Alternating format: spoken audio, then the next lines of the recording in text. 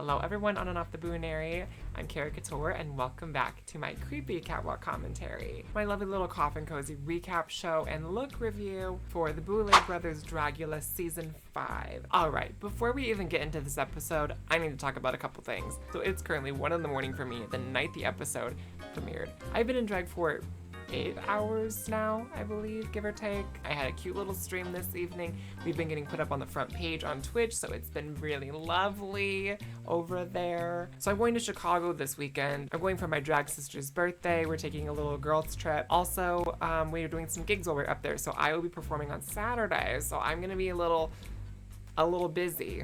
This is literally the one day I have this week to record this video because I have to get this edited and up before a lot of the stuff that I used in editing my previous one was out. So this week I'm not going to have the high quality photos of the looks. Those dropped on Friday last week. I will not be here Friday to edit, and I don't have a mobile way to edit my YouTube stuff. We're just gonna deal with it as best we can.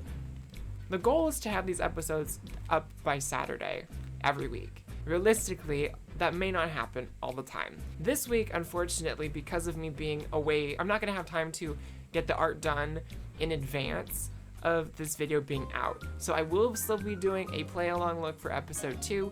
You just will not get to see it until next week. I'm not gonna have episode 1's Art of Fantasia done by now. I'm not gonna have my play along look for episode 2 done, and I'm certainly not gonna have my episode 2 fan art figured out. So we'll just pretend this is gonna be an art-free video. I know that's kind of the appeal of this series, at least from what I've heard. It's just not gonna happen. I've got too much to do. I've got outfits to stone, mixes to make, other art to work on, commissions to do, all the things in the world to do. I apologize that this is not gonna be like the normal video. Hopefully by next week we'll be back on track. If not, then the week after. We'll see. We're just gonna play it by ear.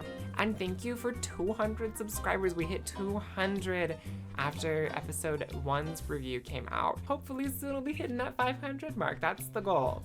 Like, that's my goal in the next, 6 months.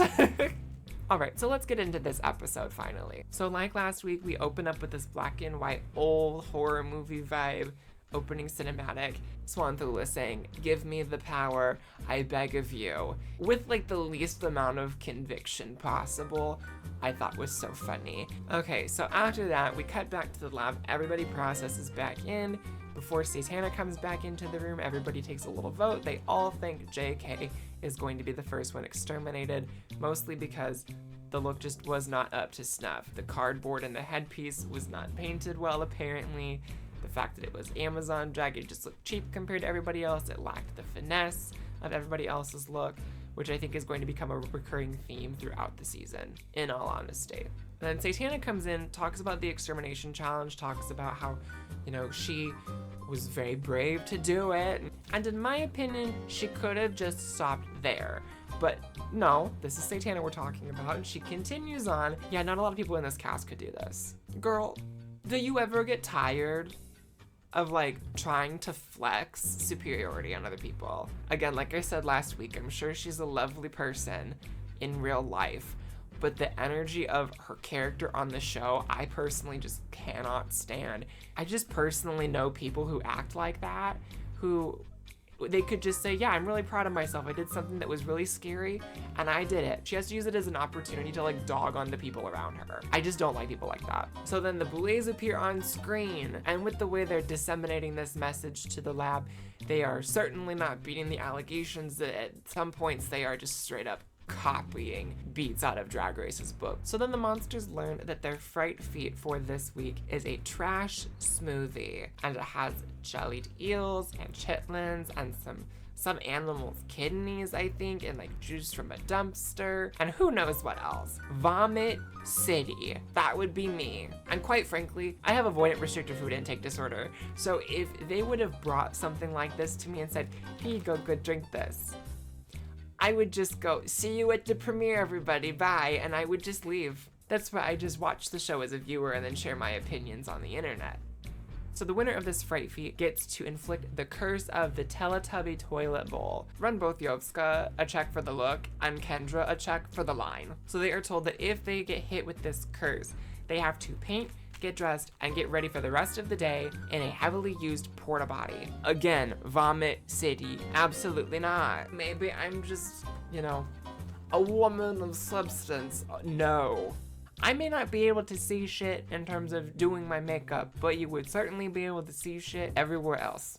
So I guess it balances out. They are then told their floor show challenge this week is Trash Can Kids, Children of the Can, as the episode is titled. Very obviously a Garbage Pail Kids reference. I wonder if they can't say Garbage Pail Kids. Maybe it's like licensed and they'd have to pay a fee to say the name because it's like a product. Because they refer to them as trading card characters of yesteryear. But it's so obvious that that's what the point of reference is. They have to create a filthy, disgusting, just absolutely gross character, complete with a pun name, much like the Garbage Pail Kids had, and perform that on the runway with an element of filth in said performance. I love the idea of a character design challenge, but frankly, for me, as somebody who's doing these play-along looks, I have absolutely no idea at the time of recording this what I would do. So I suppose it's a good thing that I don't have to get this art done in time for the episode and I get a little more time to sit with this and figure this one out. So the monsters are then talking about who they would inflict with the curse if they would win the Fright Feat this week. So Orgotic specifically says that they would give the curse to Neo because Neo is the winner of the previous challenge.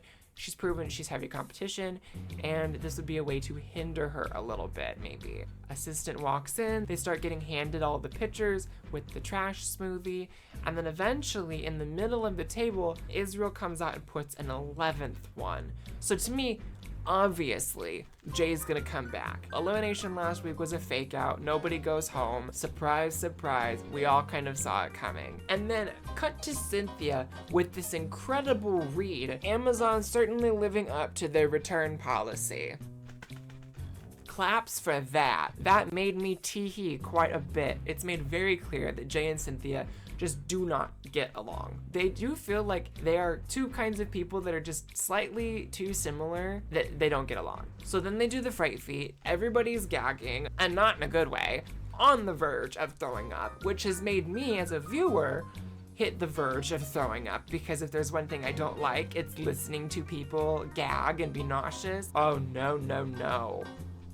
I'm not a fan, I don't like it, I don't want to see it, I don't want to watch it, no thank you at all. I don't know how they do it, I don't know how they've lasted. I hope that they didn't have awful poop. So Jay wins the Fright Feat, and then does all this pomp and circumstance and this like monologue. I could curse you because you were the winner last week. Well, Fantasia, I could give it to you, but you're just too pretty to be in a porta. And I just say who you're gonna do. Like, just curse the person and move on. I would get so tired of this so fast. The behavior around all of this, like the little jokes that Jay tries to throw in there, they don't feel like organic reads that would just happen in the moment. They feel forced. It all feels performative for TV. Get your airtime, diva. You do that. Oh, it grates on my nerves. And I do not blame anybody who gets tired of it on the show. But of course, because Jay wins the challenge, given all of the drama that's going on between Jay and Cynthia, Cynthia gets afflicted with the curse and has to get ready in a porta potty. Honestly, pour one out for Cynthia and her poor little nose. I feel like if you're in a heavily used porta potty for a long time while getting in drag, that would either be the fastest paint of your entire life, or your poor little nose is just gonna be on fire, burning, and it's gonna be stuck in there for a while. So Cynthia goes out to the porta potty. She's getting ready. I did get enjoyment out of her. Like, she is very entertaining to me. So I kind of hope she goes pretty far, because this show is certainly going to be missing a very large voice and a very distinct personality whenever that would happen, if she doesn't make it to the end. I honestly really like her and Blackberry together as a pair. I think they are kind of a fun pairing. Blackberry coming out to check on her, I thought was sweet. But I mean, if I was stuck in a porta potty like that suffering, I would want someone to come check on me and make sure that I'm not losing my mind in there. Alrighty, let's get into the floor show this week. First up, of course, we're gonna start with talking about the boulets this week. I love these looks. This is arguably one of my favorite looks that the boulets have done. I love these wigs. They're incredible. Like, this is such an 80s hairband look. I love the nails, how they have like the little hook on top of them. That's such a cool shape. It's such an 80s centric challenge just based on the concept of the theme alone. So I think them having this like very 80s iconic hairband look works really well to tie into that. I love the lips and the blue contour. Oh, diva. So our guest judges this week are Matthew Lillard, icon, and Landon Sider, who also looks incredible. And I'm sad I wore my snake print gloves last week because Landon's gloves have the exact same fabric print that mine do. And realistically, there was nothing stopping me other than myself. But I said no, I wore them last episode. I'm not wearing them right now. First off, we have Blackberry. I loved this. This was giving me strawberry shortcake, but like with grapes and grape jelly, and just like, it has that 1980s pop culture cutesy nostalgia. And I loved that she went with that as like the crux. I mean, the Garbage Pail Kids themselves are a parody on 1980s pop culture with the Cabbage Patch Kids. Blackberry taking this into another like really big 1980s IP, I thought was such a smart move conceptually. It's that she has these really strong, clear concepts that fit the challenge so well to a T. I thought this look was really cute. I loved the hair. I loved that she didn't do everything in purple. I loved that she kind of had this kind of bluish teal moment with the hair. It went with the look really well. It was giving me strawberry shortcake. So Organic comes out here. I didn't really care for the look itself this much. It was fine. I mean, I didn't really see anything stand out about it. The helmet is cool. The big defining things of this look, obviously, are the hemorrhoids.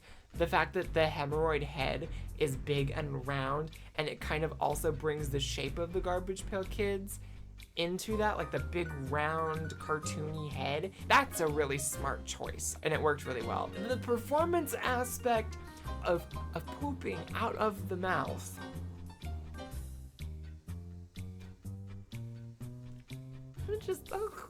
No. I just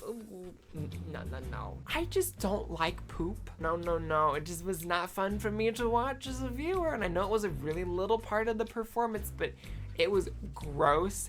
It was disgusting. And if I really wanted to see that, all I would have to do is go to MTV's Twitter and look at the replies to anything they posted about the Real Friends of WeHo. But because it's so gross, it's everything the challenge called for. Okay, next up we have JK. The JK stands for Jack Cough. I think the idea of the one really big arm from constantly choking the chicken, it's silly. It kind of gave me like Popeye, but like pre and post eating spinach, like just the proportions of it. I didn't really like the outfit, whatever the outfit really was. The touches of the magazine pages, I wish we could have seen the magazine pages themselves a little bit better. It felt like old gay magazines, and I really liked that aspect of the look. And I loved the shoes. It was fine. I mean, it was cool makeup. It's always gonna look good. It's always gonna look clean. There's one thing I could change to this look though. I would have added a cummerbund. All right, next up we have Onyx, and all I wrote for hers was fun concept. The way that she had Derby like written the wrong way, I thought was funny. I totally get the critiques that she gets later on in the episode. They're not seeing her, and I think her biggest thing is she's just getting in her head and she's overcomplicating everything. She got so lost in creating the character for the challenge that she forgot to bring Onyx into the challenge. I thought the look was really pedestrian. I think Matthew Lillard hit it on the head where the costume itself looked like stuff she could have just grabbed out of her closet. Okay, and next up we have Throb Zombie. This look for me, far and away, was the clear, hands down winner this week. It was cute, it was creepy, it was scary, it was disgusting, and that's exactly what the basis of the challenge was. It still had this like sense of carnival whimsy to it. Like, it was a fully realized character, a fully realized concept. He looked like a little doll. He brought the disgusting part of it with like scooping out the insides and serving them as ice cream cones. That's just so gross as a concept, but he did it in such a way that it was like almost endearing. Nothing came close to this. Not a lot of people really hit the cutesy but disgusting aspect of the concept for this challenge. I think Throb and Blackberry are the only ones who did, and to me those looks were the most successful for the challenge because of it. Okay, next up we have Anna, and all I wrote down for her was that the Morton Salt girl has really let herself go. I don't know what the Boulets liked about this. I don't see what the concept was. I get she was like Anna Banana and a banana that she's putting chocolate onto. I didn't understand what the idea was. She took the outfit off and the outfit underneath was nothing. If you're gonna do a reveal, what's underneath the reveal needs to look better or be an actual surprise compared to what was on top. If it doesn't, then leave it on. The fake face she had fell off, and then the prosthetics she had on looked really, really messy. And then her wig fell off, and that wasn't supposed to happen apparently either. It was a mess. All right, next up we have Fantasia doing this plastic surgery fantasy. We've seen this before. This makes a lot of sense for her drag, which I really liked that she brought that element of her drag into this challenge. I didn't quite understand the angle that she was taking with it. Like the innards, like her writhing on the floor, all of that. What I thought would have been more interesting and what I thought she was originally going to do, cheeky allegory to like black market grade silicone. I thought if she would have done that, especially as a trans woman who's undergone a lot of cosmetic processes herself, I thought that would have been a really interesting, thought-provoking angle to take on this challenge.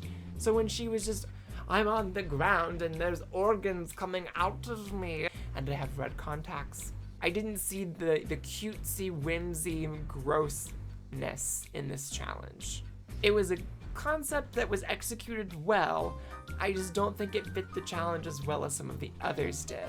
All right, next up we have Cynthia, who I love the silhouette of these overalls.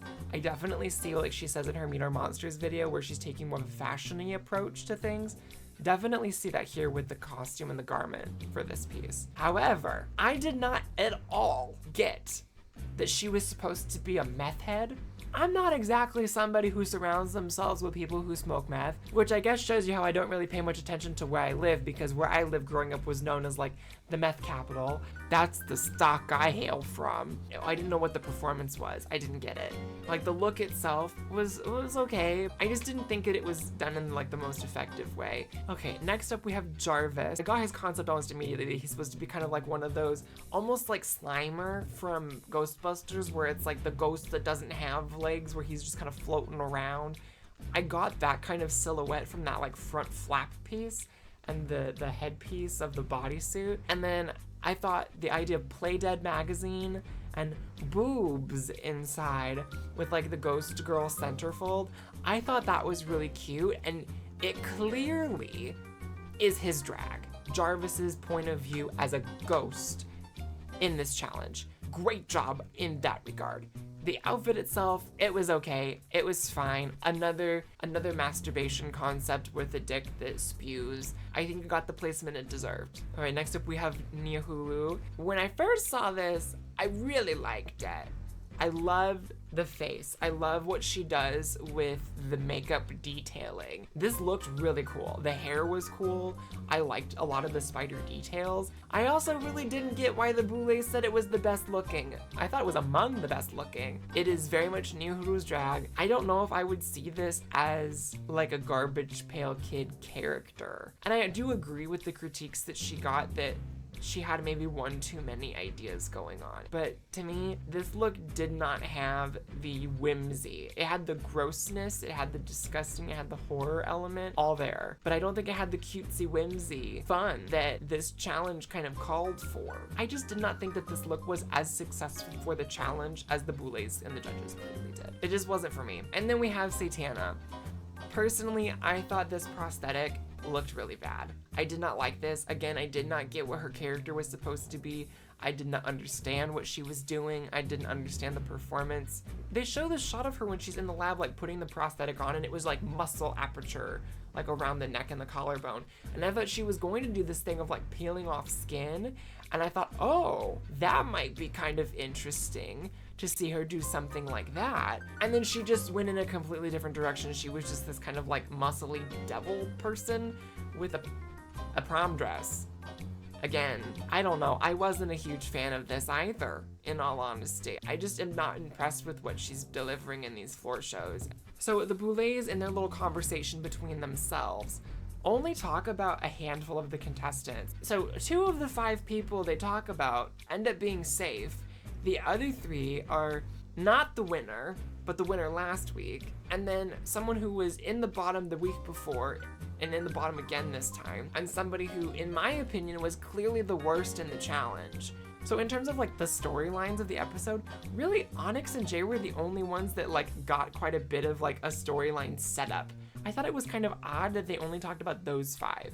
I don't know, it was a weird selection for me. So Satana, Blackberry, Jarvis, Jay, and Fantasia are all called as safe. I was kind of surprised Blackberry wasn't in the top just for the concept and the execution of that concept alone. It felt very on theme, but I do get that like the filth aspect of her performance was a bit lacking because all she really did was just like foam at the mouth and then, you know, gargle out grape stuff. I was not surprised that Jay, Jarvis, and Fantasia were safe. I was a little surprised Satana was. I thought she could potentially be in the bottom too. I think she was the one closest to being in the bottom. In the top this week, we have Orgotic, Nihulu X, both in the top last week, and Throb Zombie. And I am once again in complete agreement with who wins this challenge. So unfortunately, that leaves Anna, Onyx, and Cynthia as the bottom 3. I guess the Boulets were just picking up what she was putting down and I wasn't, because in my opinion, she was the worst in the challenge and I thought she absolutely deserved to be in the bottom 2. Realistically, I would have had all 3 of them do it because I thought all 3 of their looks just really were not great. They were all missing a lot of the challenge. And for this week's extermination challenge, I would be going to Vomit City for this. So they have to move worms, maggots, grubs, larvae, all of these like wriggly bugs, and transport them into a beaker using only their mouth. And they have 60 seconds to get as many over there.